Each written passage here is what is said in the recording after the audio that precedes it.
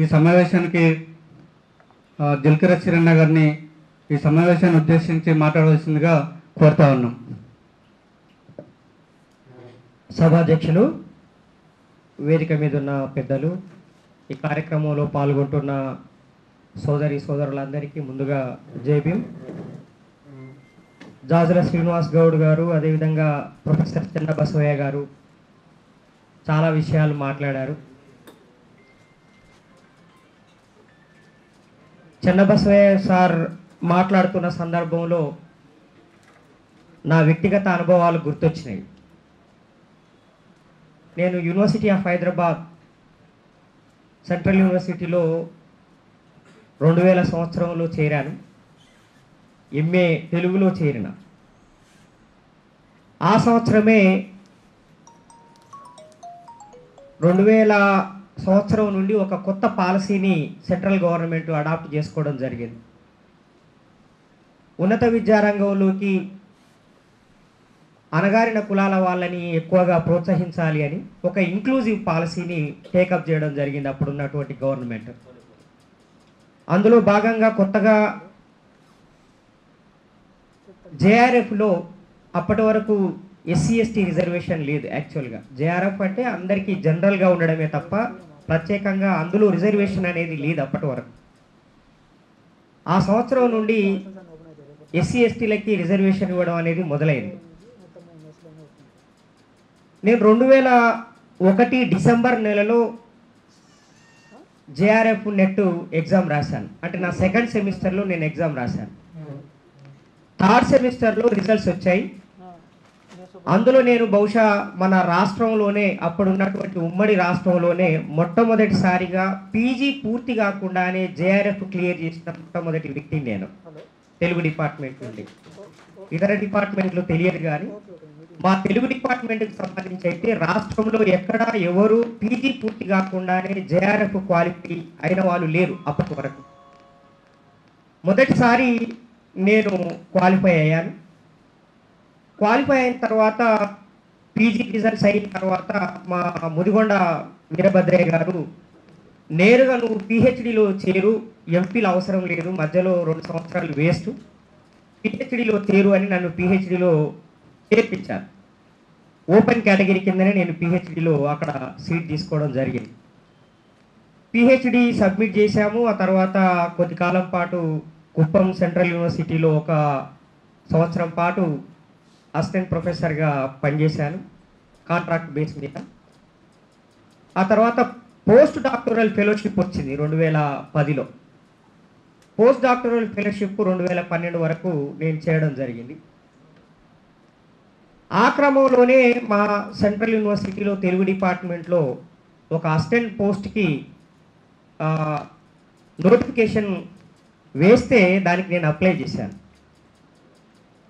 చేకూరి రామారావు గారు, ఎన్ఎస్ రాజు గారు, ఇంకా చాలామంది లబ్ధ ప్రతిష్ఠులైన తెలుగు సాహితీవేత్తలందరూ ఆ ఇంటర్వ్యూ బోర్డులో ఉన్నారు. చాలా చిత్రంగా డిపార్ట్మెంట్ ఏమో తెలుగు, కానీ ఇంటర్వ్యూ మాత్రం ఇంగ్లీష్లో జరిగింది మా సెంట్రల్ యూనివర్సిటీలో. నన్ను ఒక 40 నిమిషాల పాటు ఇంటర్వ్యూ చేశారు. ఇంటర్వ్యూ అయిపోయింది. ఉద్యోగం ఏమో వేరే ఒక ఆవిడకి ఇచ్చారు, ఇప్పుడు ఆవిడ పనిచేస్తుంది అందులో. నేను ఇంటర్వ్యూ అయిపోయిన వారం రోజుల తర్వాత డిపార్ట్మెంట్కి వెళ్ళి మా head of the department N S Raju గారిని కలిసి మాట్లాడాను. నాయన నువ్వు బాగా చేసావయ్యా, ఇంటర్వ్యూ చాలా బాగా చేశావు, పైగా ఇంగ్లీష్లో చాలా చక్కగా చేశావు నాయన అని అన్నాడు. మరి ఉద్యోగం నాకు ఎందుకు లేదు సార్ అన్నాడు. అయ్యో నువ్వు చాలా తెలివికల్లోడివి నాయన, ఎట్లాగైనా బతుకుతావు, ఆ అమ్మాయి కొద్దిగా తెలివి తక్కువది, బతకలేదు, అందుకని ఉద్యోగం ఇచ్చినా అన్నాడు. చెన్నబసవయ్య సార్ మాట్లాడిన దానికి గుర్తుకొస్తున్నాయి. అకాడమిక్ రంగంలోకి రాజకీయ జోక్యం విపరీతంగా పెరగడం ఒక కారణం అయితే, డిపార్ట్మెంటు రాజకీయాల మూలంగా కూడా డిపార్ట్మెంట్లో ప్రమాణాలు పడిపోయాయి, క్వాలిటీ పడిపోయింది. ఎందుకు స్కాలర్లు సరిగ్గా రీసెర్చ్ చేయలేకపోతున్నారు, ఒక నాసి రకమైన థీసిస్లు ఎందుకు ప్రొడ్యూస్ చేస్తున్నారు, ఏదో A2A ప్యాకేజీ లాంటివి ఎందుకు వస్తున్నాయి అని అంటే, డిపార్ట్మెంట్లో ఉన్నటువంటి ప్రొఫెసర్లు కొంతమంది తమ స్వప్రయోజనాల కోసము, ఇంకేవో రకరకాలైన కారణాల కోసము అంత స్టాండర్డ్స్ లేని వాళ్ళని ప్రొఫెసర్లుగా అపాయింట్ చేశారు. అది ఒక కారణం. ప్రొఫెసర్కే సరిగ్గా చదువు రాకపోతే ఇక విద్యార్థికి ఏమి నేర్పుడు ఆయన దగ్గర పనిచేసే స్కాలర్కి ఏమి గైడ్ చేస్తాడు. సో అలాంటి కండిషన్స్ ఉస్మానియా యూనివర్సిటీలోనే కాదు, సెంట్రల్ యూనివర్సిటీలో కూడా ఉన్నాయి. 2000 సంవత్సరంలో కేంద్ర ప్రభుత్వం తీసుకున్నటువంటి నిర్ణయం ఏదైతే ఉందో, ఇంక్లూజివ్ అకాడమిక్స్ని డెవలప్ చేయాలి అన్నప్పుడు అన్ని అణగారిన వర్గాల వాళ్ళందరినీ ఉన్నత విద్యారంగంలోకి తీసుకురావాలి అనే ఒక ప్రయత్నం మొదలుపెట్టినప్పుడే ప్రమాణాలని దెబ్బతీసే కుట్ర కూడా అదే క్రమంలో మొదలైంది. అది 1990 తర్వాత, 1990 తర్వాత మొదలైనటువంటి ఒక పరిణామం. ఆ క్రమంలో యూనివర్సిటీలో ప్రమాణాలు అనేటివి పడిపోవటము, వాటిని సాకుగా చూపించి మొత్తం అకాడమిక్స్నే అవమానించే విధంగా బయట సమాజం మాట్లాడడము, మన యూనివర్సిటీలో ఉన్న ప్రొఫెసర్లు కూడా మాట్లాడడం కూడా జరుగుతుంది. ఇది బాధాకరమైన విషయం మిత్రులారా. ఇక చాలా ముఖ్యమైన విషయం ఏంటంటే, అసలు ప్రభుత్వ విధానాలు ఏ ఫిలాసఫీ బేస్ మీద రూపొందుతున్నాయి అనేది మనము అర్థం చేసుకోవాలి. ఇండియన్ ఫిలాసఫీ ఇట్ సెల్ఫ్ ఒక ఎక్స్క్లూజివ్ ఫిలాసఫీ.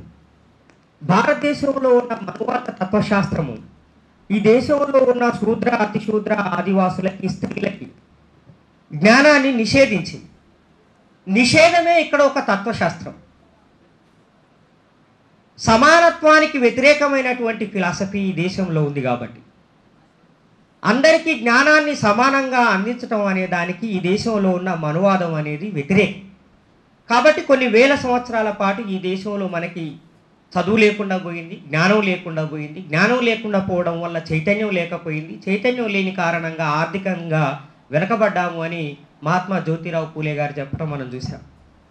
అందుకని 1848లో మహాత్మా జ్యోతిరావు పూలే వలస పాలన కాలంలో, కలోనియల్ పీరియడ్లో మన అందరికీ చదువు చెప్పించడం కోసం ఒక ఉద్యమాన్ని మొదలుపెట్టారు. జ్ఞానాన్ని అందరికీ సమానంగా పంపిణీ చేయాలనే ఒక సమాన పంపిణీ సూత్రాన్ని రాజకీయంగా సాధించడం కోసం ఒక పెద్ద పోరాటం జరిగింది. ఆ పోరాటంలో భాగంగా బాబాసాహెబ్ అంబేద్కర్ మనకి బ్రిటిషు వాళ్ళ పాలనలోనే హక్కులు, అధికారాలు తీసుకొచ్చారు. రాజకీయంగా హక్కులు, అధికారాలు మనకి 1932 కమ్యూనల్ అవార్డు ద్వారా వచ్చాయి. కానీ వాస్తవానికి విద్యా ఉద్యోగ రంగంలో 1942 వరకు మనకి రిజర్వేషన్స్ లేవు. రాజకీయ రంగంలో మాత్రమే పొలిటికల్ రిజర్వేషన్స్ వచ్చాయి. కానీ అకాడమిక్స్లో కానీ ఉద్యోగ రంగంలో కానీ మనకి రిజర్వేషన్ అనేది 1942 వరకు లేదు. అందుకని బాబాసాహెబ్ అంబేద్కర్ బ్రిటిష్ వాళ్ళతోటి పెద్ద ఎత్తున పోరాటం చేసి 8.5% రిజర్వేషన్ని విద్యా ఉద్యోగ రంగంలో సాధించడం కోసం పెద్ద పోరాటం మళ్ళీ 1942 నుంచి మొదలైంది. ఆ క్రమంలో 1946 వచ్చేటప్పటికల్లా 8% రిజర్వేషన్ ఎంప్లాయ్మెంట్లో, ఎడ్యుకేషన్లో ఇవ్వటం అనేది మనం చూస్తాం. అది కూడా ఎక్కడా కూడా అమల్లోకి నోచుకోలేదు. ముఖ్యంగా ఉద్యోగ రంగంలో ఎక్కడైనా మన వాళ్ళు అప్లికేషన్ పెడితే ఆ అప్లికేషన్ని రిజెక్ట్ చేయడమో, లేదంటే ఈ వ్యక్తి తగిన వ్యక్తి కాదు అని రిజెక్ట్ చేసి ఒక 3 సార్లు నోటిఫికేషన్ ఇచ్చి దాన్ని జనరల్ సీట్గా కన్వర్ట్ చేయడం అనేది మనం చూస్తాం. ముఖ్యంగా అలహాబాద్ యూనివర్సిటీ మీ అందరికీ తెలిసి ఉంటుంది. అలహాబాద్ యూనివర్సిటీ కావచ్చు, కోల్కతా యూనివర్సిటీ కావచ్చు, ఇంకా నార్త్లో ఉన్నటువంటి యూనివర్సిటీలు సౌత్ ఇండియన్ లాంగ్వేజెస్కి సంబంధించిన కొన్ని పోస్టులు వాళ్ళు అనౌన్స్ చేస్తారు.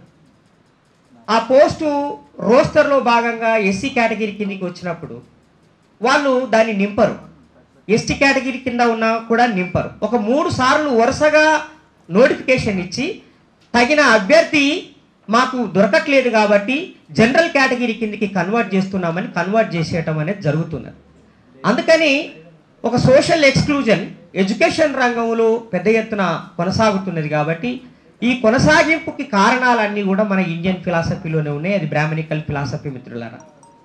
ఇక్కడ నేను చెప్పాలనుకుంటున్న విషయం ఏంటంటే, మన దేశంలో ఉన్నటువంటి మొత్తం ఈ విద్యారంగాన్ని అంతా కూడా వేల సంవత్సరాల నుంచి అగ్రవర్ణాల వాళ్ళు, మనువాదులు క్యాప్చర్ చేసి వాళ్ళ నియంత్రణలో ఉంచుకున్నారు, వాళ్ళ మోనోపలిలో ఉంచుకున్నారు. దాన్ని డీసెంట్రలైజ్ చేయాలని, డెమోక్రటైజ్ చేయాలని బాబాసాహెబ్ అంబేద్కర్ భారత రాజ్యాంగం ద్వారా మనకి విద్యా ఉద్యోగ రంగంలో రిజర్వేషన్లు ఇచ్చారు. అదే కాన్స్టిట్యూషన్లో మనకి ఆర్టికల్ 46 ద్వారా ఎవరైనా సరే అణగారిన కులాలకు సంబంధించిన వాళ్ళు విద్యారంగంలో వెనకబడిపోయి ఉంటారు కాబట్టి ప్రత్యేకంగా ప్రొవిజన్స్ ఏర్పాటు చేయాలని ఒక క్లాజ్ని, ఒక ఆర్టికల్ని బాబాసాహెబ్ అంబేద్కర్ ఆర్టికల్ 46లో పొందుపరచడం జరిగింది. దాని ప్రకారంగా విద్యారంగంలో మనల్ని అందరినీ ప్రోత్సహించడానికి, ముఖ్యంగా బహుజన కులాల్ని ప్రోత్సహించడానికి కొన్ని విధానాల్ని యూనివర్సిటీ గ్రాంట్స్ కమిషన్ ద్వారా చేపట్టడం జరిగింది. యూనివర్సిటీ గ్రాంట్స్ కమిషన్ ఉనికిలోకి వచ్చిన తర్వాత 1990 వరకు, అంటే ఆల్మోస్ట్ ఒక 40 సంవత్సరాల పాటు ఎలాంటి ఇంక్లూజివ్ పాలసీస్ని ఈ గవర్నమెంటు, కేంద్ర ప్రభుత్వం, రాష్ట్ర ప్రభుత్వం చేపట్టలేదు. ఉన్నత విద్యను అందరికీ అందుబాటులోకి తీసుకురావడం, ప్రమాణాలని పెంచడం, అంటే wider greater access to the higher education అనే మెయిన్ ఎయిమ్ తోటి, ఆబ్జెక్టివ్ తోటి 1990 వరకు పనిచేయడం చూస్తాం. మీరు బాగా గమనించి చూడండి, 1990 వరకు సెంట్రల్ యూనివర్సిటీలు కానీ స్టేట్ యూనివర్సిటీస్ కానీ మేజర్గా అగ్రకులాలతోటి నిండి ఉన్నాయి. 1980 తర్వాత నుంచి, అంటే రాజీవ్ గాంధీ వచ్చిన తర్వాత నుంచి కొద్దిగా లిబరలైజ్ అయ్యి బీసీ కులాలు, ఎస్సీ కులాలు స్టేట్ యూనివర్సిటీస్లోకి, సెంట్రల్ యూనివర్సిటీస్లోకి రావడం మొదలైంది. ఆ తర్వాత సెంట్రల్ యూనివర్సిటీలో యాక్చువల్గా ఓబీసీ రిజర్వేషన్ అనేది కాంగ్రెస్ గవర్నమెంట్ 2004లో చేసిన చట్టం తర్వాతనే ఓబీసీ రిజర్వేషన్ అనేది ఇంప్లిమెంట్ చేయడం జరిగింది. అప్పటి వరకు ఓబీసీలకి రిజర్వేషన్ లేదు, ఎస్సీలకి ఎస్టీలకి మాత్రమే విద్యారంగంలో రిజర్వేషన్స్ ఉండేవి. సో ఈ రిజర్వేషన్స్ ఇచ్చినప్పుడు వాళ్ళు ఏవైతే ఆర్గ్యుమెంట్స్ చేశారో, అంటే ప్రమాణాలు దెబ్బతింటాయి సెంట్రల్ యూనివర్సిటీస్లో, ఐఐటీల్లో, ఐఐఎంల్లో అని వాదించారు. ఆ ప్రమాణాలని రికవర్ చేయడం కోసం 27% మీరు బీసీలకి రిజర్వేషన్ ఇస్తే 50% సీట్లు జనరల్ కోటాలో పెంచాలి అని వాళ్ళు డిమాండ్ చేశారు. ఫలితంగా 27 సీట్లు బీసీలకు ఇస్తే 50 సీట్లు అగ్రకులాలకు వచ్చినాయి. ఇప్పుడు అదనంగా 10% సీట్లు మళ్ళా ఎకనామికల్లీ వీకర్ సెక్షన్స్ కోసం రిజర్వేషన్ రూపంలో ఇస్తున్నారు. అంటే 60% సీట్లు ఈ అగ్రకులాలు పొందుతున్నారు, 27% సీట్లు మాత్రమే బీసీలు పొందుతున్నారు, 16% సీట్లు ఎస్సీలు, 7% సీట్లు ఎస్టీలు పొందుతున్నటువంటి ఒక పరిస్థితి ఉన్నది. ఓవరాల్గా ఎస్సీ, ఎస్టీ, బీసీలు పొందుతున్నది అంతా 50% అయితే ఒక దేశ జనాభాలో 10%గా ఉన్న అగ్రకులాలు పొందుతున్నది 60%. మొత్తము ఎస్సీ, ఎస్టీ, బీసీలు పొందుతున్న రిజర్వేషన్ 50%, 10%గా ఉన్నటువంటి అగ్రకులాల వాళ్ళు పొందుతున్న రిజర్వేషన్ 60%. ఇది ఒక భయంకరమైనటువంటి వ్యవస్థ. దీనికి మూలాలు ఈ ఇండియన్ ఫిలాసఫీలోనే ఉన్నాయి, బ్రాహ్మణికల్ ఫిలాసఫీలోనే ఉన్నాయి. ఆ ఫిలాసఫీ ఏమంటున్నది అంటే జ్ఞానం అనేది చాలా పవిత్రమైనది, ప్రమాదకరమైనది కూడా. కాబట్టి ఆ జ్ఞానాన్ని మోయగలిగిన శక్తి ఈ శూద్ర కులాలకి లేదు. ఈ శూద్ర కులాలకి, ఈ అతి శూద్ర కులాలకి, ఆదివాసీ కులాలకి ఈ జ్ఞానం అనే ఒక ప్రమాదకరమైన వస్తువుని ఇస్తే దాన్ని మిస్యూజ్ చేస్తారు. వాళ్ళకి వ్యతిరేకంగా వాళ్ళే దాన్ని ఉపయోగించవచ్చు, లేదా సమాజం మొత్తానికి వ్యతిరేకంగా కూడా ఈ జ్ఞానం అనే ఆయుధాన్ని ఉపయోగించవచ్చు. తద్వారా ఈ సోషల్ ఆర్డర్ ధ్వంసం అయిపోతుంది, నాశనం అయిపోతుంది. ఈ ప్రమాదాన్ని అడ్డుకోవాలనంటే, ఈ ప్రమాదం నుంచి ఈ సమాజాన్ని కాపాడాలనంటే కేవలం బ్రాహ్మణ వర్గాలకి మాత్రమే చదువుకునే హక్కుని ఉంచాలి అని ఈ Indian philosophy, so called Brahminical philosophy చెప్తున్నది. కానీ భారత రాజ్యాంగం ఏమంటున్నది? ప్రతి ఒక్కరికి శరీరం ఉన్నది, మనసు ఉన్నది, మెదడు ఉన్నది, దానికి ఆలోచించే శక్తి ఉన్నది, నిర్ణయం తీసుకోగలిగే శక్తి ఉన్నది. కాబట్టి జ్ఞానమే కాదు, దాని అమ్మమ్మ ఏదైనా సరే భరించగలిగిన శక్తి ఈ దేశంలో ఉన్న అన్ని కులాల వాళ్ళకి ఉన్నది. కాబట్టి సమానంగా చదువుకునే హక్కుని ఇవ్వాలి అని భారత రాజ్యాంగం చెబుతున్నది. కానీ భారత రాజ్యాంగ వ్యవస్థ మీద కూర్చున్నటువంటి ఈ పాలక వర్గాల ఫిలాసఫీ ఈ భారత రాజ్యాంగ ఫిలాసఫీకి, కాన్స్టిట్యూషనల్ ఫిలాసఫీకి వ్యతిరేకంగా ఉన్నది. కాబట్టి మనల్ని భారత రాజ్యాంగ యంత్రాంగం ద్వారా భారత రాజ్యాంగ వ్యవస్థలోకి ప్రవేశింపజేసినటువంటి ఈ ఇన్స్టిట్యూషన్స్ నుంచి సిస్టమాటిక్గా, ప్లాన్డ్గా బయటికి తరిమేయడానికి మనకి అనేక రకాలైన ఆటంకాల్ని క్రియేట్ చేస్తూ ఉన్నారు మిత్రులారా. అందులో భాగంగానే జేఆర్ఎఫ్ తగ్గించటము, ఆర్జీఎన్ఎఫ్ని తగ్గించటము, ముఖ్యంగా ఎవరికి పెట్టినటువంటి కండిషన్స్ని ప్రత్యేకంగా ఎస్సీలకి పెట్టడం. మీరు ఆర్జీఎన్ఎఫ్కి అప్లై చేయాలని అంటే తప్పకుండా నెట్ క్వాలిఫై అయి ఉండాలి. ఈ క్రైటీరియా బీసీలకి లేదు, ఎస్టీలకి లేదు, ఓన్లీ ఫర్ ఎస్సీస్కి మాత్రమే ఉన్నది. ఎందుకు ఉన్నది ఎస్సీలకి మాత్రమే అని అంటే ఎస్సీల్లో కాంపిటీషన్ ఎక్కువ ఉన్నది. కాబట్టి కాంపిటీషన్ని తగ్గించడం కోసము మేము ఈ క్రైటీరియా పెడుతున్నాం అని అంటున్నారు. ఇది ఎక్కడ అన్యాయం? ఒకవేళ నిజంగానే కాంపిటీషన్ ఎక్కువ ఉంటే మీరు స్లాట్స్ పెంచండి, సంఖ్య పెంచండి, ఫెలోషిప్స్ సంఖ్య పెంచండి. మొత్తం 3000 ఫెలోషిప్స్ మాత్రమే ఇవ్వడం ఏంది?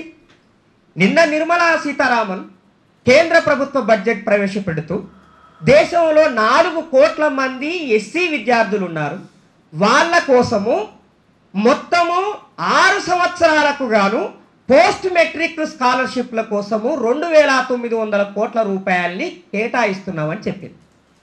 4 కోట్ల మంది ఎస్సీ విద్యార్థులు ఉన్నారని బడ్జెట్లో చెప్పింది. వాళ్ళకి 6 సంవత్సరాల పాటు ఫెలోషిప్స్ ఇవ్వడానికి, స్కాలర్షిప్స్ ఇవ్వడానికి 2000 కోట్లు కేటాయించింది.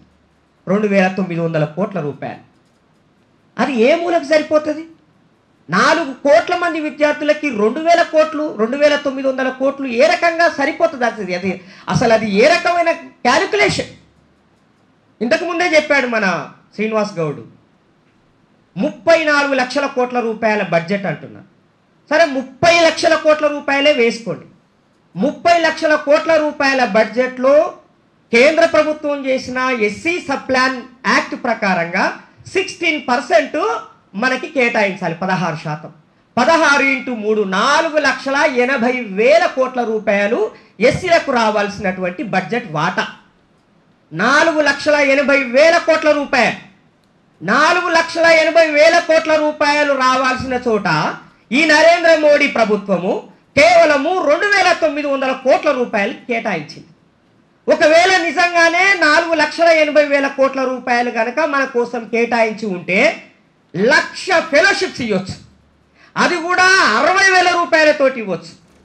1,00,000 ఫెలోషిప్స్ కేవలం ఎస్సీలకే ఇవ్వచ్చు, 60,000 రూపాయలు ఇవ్వచ్చు, ఇంకా కంటింజెన్సీ ఇంకొక 50,000 పెంచవచ్చు. కానీ మన నిధుల్ని మనకి ఇవ్వకుండా చట్టాన్ని ఉల్లంఘిస్తూ, చట్టం చేసింది వాళ్ళే, ఆ చట్టాన్ని ఇంప్లిమెంట్ చేయకుండా చట్టానికి విరుద్ధంగా కేటాయింపులు చేస్తున్నది కూడా ఈ నరేంద్ర మోడీ ప్రభుత్వమే. ఎందుకు ఇలా చేస్తుంది? ఎందుకంటే Narendra Modi party Brahminical philosophy foundations మీద నిర్మాణమై ఉన్నది, ఇండియన్ కాన్స్టిట్యూషన్ ఫిలాసఫీ మీద నిర్మాణమైంది కాదు. ఈ ఇండియన్ కాన్స్టిట్యూషన్ మనకిస్తున్న ఈక్వల్ రైట్స్ అన్నింటికి వ్యతిరేకమైన ఫిలాసఫీతో ఉన్న ఈ బీజేపీ గవర్నమెంటు, ఈ బీజేపీకి సామంతులుగా ఉన్నటువంటి ఈ టీఆర్ఎస్ గవర్నమెంటు కనీసం ఒక లిబరల్ డెమోక్రటిక్ పర్స్పెక్టివ్ను కూడా చూపించట్లేదు. కాంగ్రెస్ పార్టీతోటి మనకి ఎన్ని అభ్యంతరాలు ఉన్నప్పటికీ కూడా 2004 నుంచి 2014 వరకు ఆ పార్టీ అమలు చేసినటువంటి విధానం ఏదైతుందో ఎడ్యుకేషన్ రంగానికి సంబంధించి, ముఖ్యంగా దళిత, బీసీ, మైనారిటీ వర్గాలకు సంబంధించిన, గిరిజన వర్గాలకు సంబంధించిన పాలసీ ఏదైతుందో అది చాలా ఇంక్లూజివ్ పాలసీ, అది డెమోక్రటిక్ పాలసీ. అఫ్కోర్స్ వాళ్ళే ప్రైవేట్ యూనివర్సిటీ బిల్లులు తీసుకొచ్చారు, ప్రైవేటైజేషన్ని తీసుకొచ్చిందే వాళ్ళు, విద్యారంగంలో ప్రైవేటీకరణను తీసుకొచ్చి కార్పొరేటీకరణను తీసుకొచ్చిందే కాంగ్రెస్ పార్టీ. ఆ పాపం ఎట్లాగూ వాళ్ళ భుజాల మీద ఉంటుంది. కానీ ఈ మొత్తం స్ట్రక్చర్లోకి ఎస్సీ ఎస్టీ బీసీలని, మైనార్టీలని తీసుకురావడానికి ఒక యూనివర్సిటీ గ్రాంట్స్ కమిషన్ ద్వారా ప్రయత్నం చేసింది మాత్రం కాంగ్రెస్ పార్టీయే. అది మాత్రం మనం కాదనలేము. అయినప్పటికీ కూడా అప్పటి నుంచి ఇప్పటి వరకు కేంద్ర ప్రభుత్వం కేటాయిస్తున్నటువంటి నిధులు బడ్జెట్కి చాలా తక్కువగా ఉన్నాయి. నా చిన్నప్పుడు నేను విద్యార్థి సంఘంలో పనిచేసేటప్పుడు తరగతి గదుల్లోనే దేశ భవిష్యత్తు నిర్మాణం జరుగుతుందని కొఠారి కమిషన్ చెప్పిందని అది పదే రెఫరెన్స్గా ఇస్తూ ఉపన్యాసం ఇచ్చేవాడిని. జీడిపిలో 6% నిధులు కేంద్ర బడ్జెట్లో కేటాయించాలి ఎడ్యుకేషన్ కోసం, రాష్ట్ర బడ్జెట్లో 30% కేటాయించాలని ఇలాంటి డిమాండ్లని నా చిన్నప్పటి నుంచి, అంటే నేను అప్పుడెప్పుడో 89 ప్రాంతం నుంచి ఇంకా అదే డిమాండ్ కంటిన్యూ అవుతూనే ఉన్నది. జీడిపి పెరుగుతూనే ఉన్నది, పేదరికం పెరుగుతూనే ఉన్నది. జీడిపి అంత బక్వాస్ ఇంకొకటి లేదు. జీడిపి అంటే మొత్తం దేశ ఉత్పత్తి. దేశ ఉత్పత్తి అని అంటే సంపదని కేటాయించటం. సంపద 1% పెట్టుబడిదారుల చేతుల్లో, గుజరాత్, రాజస్థాన్ బ్రాహ్మణ బనియాల చేతుల్లో 73% ఉంటే మిగతా సంపద అంతా మన పేదల చేతుల్లో ఉన్నది. కాబట్టి కాన్స్టిట్యూషన్ ఏమో ఈ ఆర్థిక కేంద్రీకరణ, సంపద కేంద్రీకరణ జరగకుండా దాన్ని వికేంద్రీకరించాలి, సమానంగా పంపిణీ చేయాలని చెప్తున్నది. బ్రాహ్మణికల్ ఫిలాసఫీ ఏమో మొత్తం ఎస్సీ ఎస్టీ బీసీలు అందరూ పేదరికంలో ఉండాలి, సంపద మొత్తం అగ్రకులాల చేతుల్లో ఉండాలని చెప్తున్నది. ఈ ఇండియన్ స్టేట్ ఇప్పటి వరకు చేస్తున్న పనంతా ఈ బ్రాహ్మణికల్ ఫిలాసఫీని అమలు చేయడమే జరుగుతున్నది మిత్రులారా. అందుకని ఇంతకుముందు చెప్పినటువంటి మన వరంగల్ రేవన్న మిగతా వాళ్ళు చెప్పినట్టుగా పొలిటికల్ డిసిషన్ మనం తీసుకోకుండా, ఈ రాజకీయ రంగంలో మనం ఒక నిర్ణయం తీసుకోకుండా విద్యారంగాన్ని మనం కాపాడలేము. రాజకీయ రంగంలో అగ్రవర్ణాలు చాలా కీలకంగా ఉన్నన్ని రోజులు అగ్రవర్ణాలకు ఉపయోగపడే విద్యా వ్యవస్థలు మాత్రమే బాగుంటాయి. బహుజన కులాలకు సంబంధించిన ఈ విద్యా వ్యవస్థలన్నీ నాశనం అయిపోతాయి. దానికి ప్రత్యక్షంగా నిన్న జరిగినటువంటి బడ్జెట్లో మనం చూస్తాం. ఐఐటీలకి, ఐఐఎంలకి, ఎయిమ్స్కి 50,000 కోట్లు, 60,000 కోట్లు కేటాయించారు. కానీ రాష్ట్ర గవర్నమెంట్ పరిధిలో ఉండే యూనివర్సిటీలకి మాత్రము నిధులు లేవు మిత్రులారా. అంటే ఎక్కువగా బహుజన కులాలు చదువుకునే స్టేట్ యూనివర్సిటీస్కి నిధులు లేవు. బ్రాహ్మణ వర్గాలు అధికంగా చదువుకునేటువంటి ఐఐటీలు, ఐఐఎంలు, సెంట్రల్ యూనివర్సిటీలు వాటికి మాత్రము 1,000 కోట్ల రూపాయలు కేటాయిస్తున్నారు. అక్కడ ఫెలోషిప్స్ అనేటివి ఇబ్బంది లేవు. ప్రతి ఒక్కరికి ఫెలోషిప్ ఉంది. కానీ ఎస్సీ ఎస్టీ బీసీ విద్యార్థులకి మాత్రం ఎప్పుడు 6% కన్నా తక్కువ గ్రేడింగ్ మాత్రమే ఇస్తున్నారు. 6 పాయింట్స్కు లోపే ఇస్తున్నారు. 8 పాయింట్ 9 పాయింట్ ఇస్తే తప్ప మంచి ఫ్యూచర్ ఉండదు. ఫెలోషిప్ కూడా రాని పరిస్థితి ఉంది. ఆ యూనివర్సిటీలో ప్రీమియర్, ది సోకాల్డ్ ప్రీమియర్ యూనివర్సిటీస్లో కూడా మన విద్యార్థులకి అన్యాయం జరుగుతున్నది మిత్రులారా. అయితే దీనికి కౌంటర్ ఏంటిది? నేనేమంటున్నానంటే ద్రవిడ బహుజన సమితి అనే మా పార్టీ తరఫున 2 ప్రధానమైన ప్రతిపాదనలు చేస్తున్నాను. మీరు చేసినటువంటి డిమాండ్లు అన్నింటికీ సంపూర్ణంగా మద్దతు తెలుపుతూ వాటిని సాధించడానికి మీరు చేసే పోరాటంలో మా ద్రవిడ బహుజన సమితి పార్టీ పాల్గొంటుందనే హామీ ఇస్తూ ప్రధానంగా ఇంకొక 2 విషయాలు నేను ప్రతిపాదిస్తున్నా. ఒకటి ఏంటంటే యూజీసీలో అంతర్భాగంగా ఉన్నంత కాలం మనకి న్యాయం జరగదు, ఎస్సీ ఎస్టీలకి న్యాయం జరగదు. అందుకని సమాంతరంగా యూజీసీతో పాటు సమాంతరంగా ఒక నేషనల్ లెవెల్ అటానమస్ బాడీని ఏర్పాటు చేయాలి. Higher education council for SC ఎస్టీస్ అని ఒక సపరేట్ వ్యవస్థను తయారు చేయాలి. ఆ సపరేట్ వ్యవస్థకి ఎస్టీ సప్లాన్ ప్రకారంగా రాష్ట్ర బడ్జెట్లో రావాల్సిన వాటా ఎంత ఉంటుందో ఆ అంత వాటాని విద్యారంగానికి కేటాయించాలి.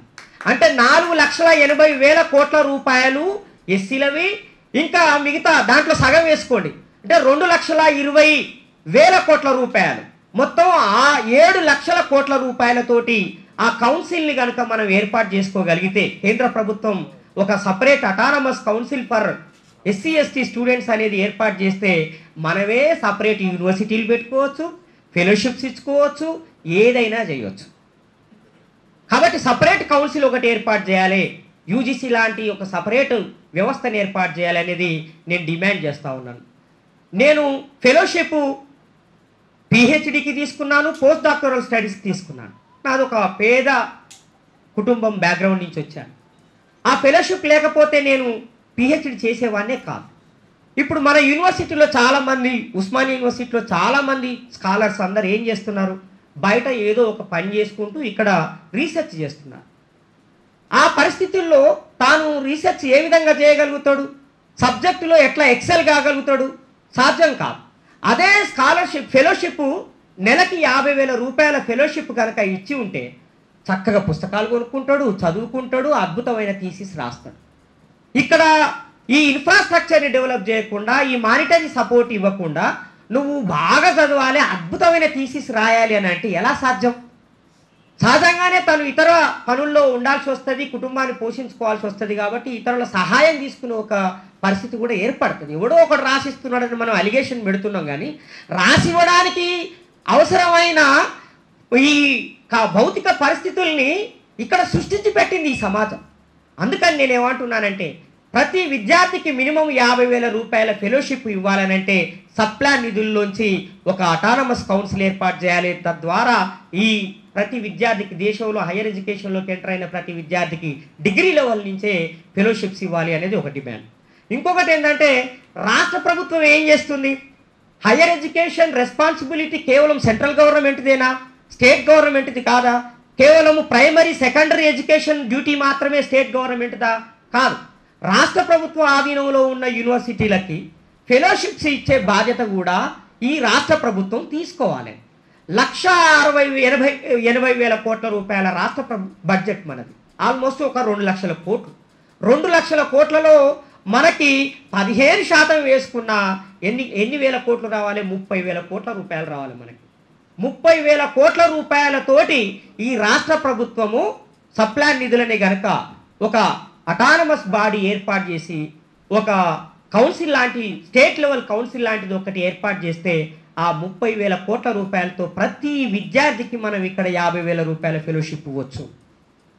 100% ఫెలోషిప్ ఇవ్వచ్చు మనం ఇక్కడ. కాబట్టి రాష్ట్ర ప్రభుత్వమే ఈ యూనివర్సిటీ విద్యార్థులకి ఫెలోషిప్స్ ఇవ్వాలి. సెంట్రల్ గవర్నమెంట్ నుంచి ఎవరైతే ఫెలోషిప్స్ పొందలేకపోతారో మిగతా వాళ్ళందరికీ కూడా రాష్ట్ర ప్రభుత్వమే ఫెలోషిప్స్ ఇవ్వాలి. స్కాలర్షిప్లు కాదు. స్కాలర్షిప్లు ఇప్పుడు 2,000 3,000 నెల ఇస్తున్నారు, అది కాదు. ఫెలోషిపే 50,000 ఇవ్వాలి. ఇవ్వడానికి సప్లాన్ నిధులు ఉపయోగించాలి. ఎందుకంటే సప్లాన్ నిధుల్ని డైవర్ట్ చేస్తున్నారు. ఇరిగేషన్ ప్రాజెక్టుకి డైవర్ట్ చేస్తున్నారు, రైల్వేలకి డైవర్ట్ చేస్తున్నారు, నేషనల్ హైవేస్కి డైవర్ట్ చేస్తున్నారు. చివరికి కాళేశ్వరం ప్రాజెక్టు కూడా డైవర్ట్ చేశారు. ఈ జిహెచ్ఎంసి రోడ్ల కోసం కూడా మన నిధుల్ని డైవర్ట్ చేశారు మిత్రులారా. ఈ డైవర్షన్ అనే దాని మీద మన మంత్రులు, మన ప్రజాప్రతినిధులు నోరు విప్పట్లేదు. కనీసం సమీక్షా సమావేశాల్లో కూడా ఎక్కడ గట్టిగా మాట్లాడిన పాపన పోవట్లేదు. అందుకని నేనేమంటున్నా అంటే ఈ రాష్ట్ర ప్రభుత్వం మీద మనం ఒక ఒత్తిడి డిమాండ్ చేద్దాం, క్రియేట్ చేద్దాం. ఒక సపరేట్ కౌన్సిల్ ఏర్పాటు చేయాలని, దానికి మన ఆర్ఎస్ ప్రవీణ్ కుమార్ సార్ లాంటి వ్యక్తి, ఒక సమర్థుడైనటువంటి వ్యక్తిని చైర్మన్గా పెడితే ఆయన ఆధ్వర్యంలోనే ఈ పని అంతా జరుగుతుందని, అట్లాంటి వ్యక్తులు పెడితే మనము న్యాయంగా దాన్ని ఉపయోగించుకునే అవకాశం ఉంటుందని నేను తెలియజేస్తున్నాను మిత్రులకు. కాబట్టి ఏది ఏమైనా ఉస్మానియా యూనివర్సిటీ, కాకతీయ యూనివర్సిటీ, ఇప్పుడు సెంట్రల్ యూనివర్సిటీ, మిగతా యూనివర్సిటీలన్నీ కూడా దేశవ్యాప్తంగా నిర్వీర్యం చేసే ఒక ఎత్తుగడకి ఇప్పుడు దేశంలో ఉన్న పాలకులు, రాష్ట్రంలో ఉన్న పాలకులు పాల్పడుతున్నారు. యూనివర్సిటీ, ప్రైవేట్ యూనివర్సిటీని తెలంగాణ గవర్నమెంట్ తీసుకొచ్చింది. తెలంగాణ ప్రైవేట్ యూనివర్సిటీ బిల్లుని చట్టం చేసింది. అందులో భాగంగా రిలయన్స్ కంపెనీ కోసం 1000 ఎకరాలు కేటాయించింది. అంతేకాదు 10,000 కోట్ల రూపాయలు కూడా ఇవ్వడానికి తెలంగాణ గవర్నమెంట్ సిద్ధపడ్డది. దాంట్లో రిజర్వేషన్ అనేది లేదు. కాబట్టి ఇప్పుడు కొత్తగా ఏర్పడ్డ 3 ప్రైవేట్ యూనివర్సిటీలు ఎస్సీ ఎస్టీ బీసీ రిజర్వేషన్స్ లేవు, ఫెలోషిప్స్ లేవు, ఏమీ లేవు. కాబట్టి మిత్రులారా, ఈ రాష్ట్రంలో ఉన్నటువంటి పాలకులు, దేశంలో ఉన్న పాలకులు మనల్ని విద్యారంగంలో పూర్తిగా నాశనం చేసే ఎత్తుగడలకి పాల్పడుతున్నారు. కాబట్టి దీనికి పరిష్కారము రాజకీయ రంగంలోనే ఉన్నాయి. రాజకీయంగా మనం వీళ్ళని ఓడిస్తే తప్ప విద్యారంగాన్ని మనం కాపాడుకోలేము. మీరు చేసే పోరాటంలో ద్రవిడ బహుజన సమితి తప్పకుండా మీ వెంట ఉంటుందని హామీ ఇస్తూ ముగిస్తున్నాను. Thank you. సమాంతర భారత్ టీవీని సబ్స్క్రైబ్ చేసుకోండి. మరిన్ని అప్డేట్స్ కోసం పక్కనున్న గంట నొక్కండి.